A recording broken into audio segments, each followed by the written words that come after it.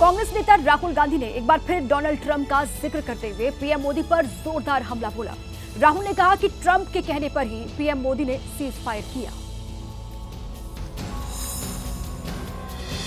राहुल गांधी भोपाल में कांग्रेस के कार्यक्रम में पहुंचे थे और यहीं उन्होंने जोरदार हमला बोला।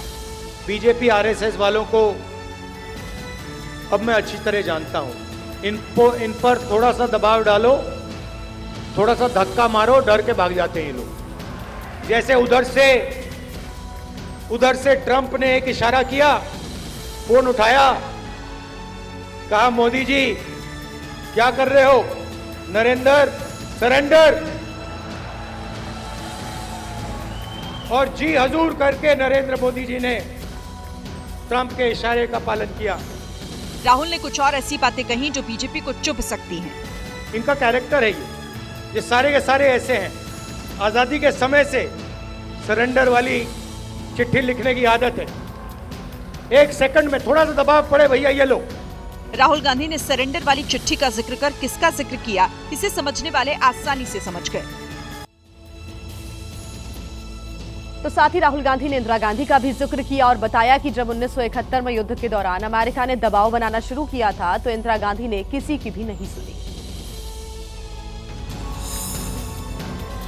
सीज फायर का जिक्र करते हुए राहुल ने पहले पीएम मोदी का जिक्र किया और फिर बात को 1971 तक ले गए।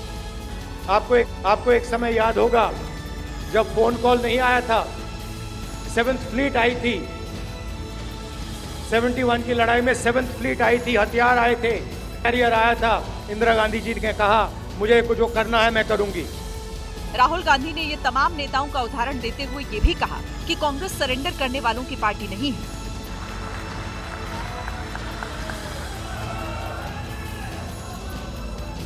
कांग्रेस पार्टी सरेंडर नहीं होती है। गांधी जी, जवाहरलाल नेहरू, सरदार पटेल, ये सरेंडर वाले लोग नहीं हैं। ये सुपर पावर से लड़ने वाले लोग हैं।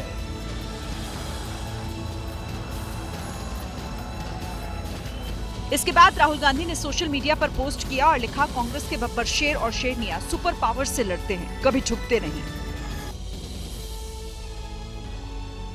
ऑपरेशन सिंदूर को लेकर राहुल गांधी के बयान पर बीजेपी हमलावर है। बीजेपी ने कहा है कि सरेंडर शब्द कांग्रेस को ही शोभा देता है।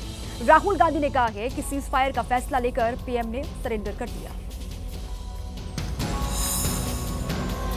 भोपाल में दिए गए राहुल गांधी के बयान के बाद बीजेपी भड़की हुई है। पार्टी ने राहुल गांधी पर पलटवार में थोड़ा भी वक्त नहीं लगाया। पार्टी प्रवक्ता सुधांशु त्रिवेदी ने कहा कि सरेंडर शब्द कांग्रेस को ही शोभा देता है। मैं राहुल गांधी जी को बता देना चाहता हूं सरेंडर होता क्या है। राहुल जी, आपने 15 जुलाई 2011 को ये बोला था कि आतंकवाद को काबू नहीं पाया जा सकता। ये था आतंकवाद से सरेंडर। 93,000 फौजी हमारे पास थे। उसके बाद भी इंदिरा जी की सरकार में पीओके सरेंडर, 1948 में संयुक्त राष्ट्र के आगे पंडित नेहरू का ऐसा सरेंडर कि आधा कश्मीर सरेंडर, और आजादी के समय 1/3 देश सरेंडर। बीजेपी यही नहीं रुकी। राहुल गांधी पर निशाना साधते हुए बीजेपी ने फिर आरोप लगाया कि राहुल गांधी पाकिस्तान परस्त हैं। जिस प्रकार के भाषा का प्रयोग राहुल गांधी कर रहे हैं, जिस प्रकार के सवाल राहुल गांधी बार बार पूछ रहे हैं, मुझे तो पूरा शक है कि कहीं ये चीन और पाकिस्तान के पेड एजेंट तो नहीं है।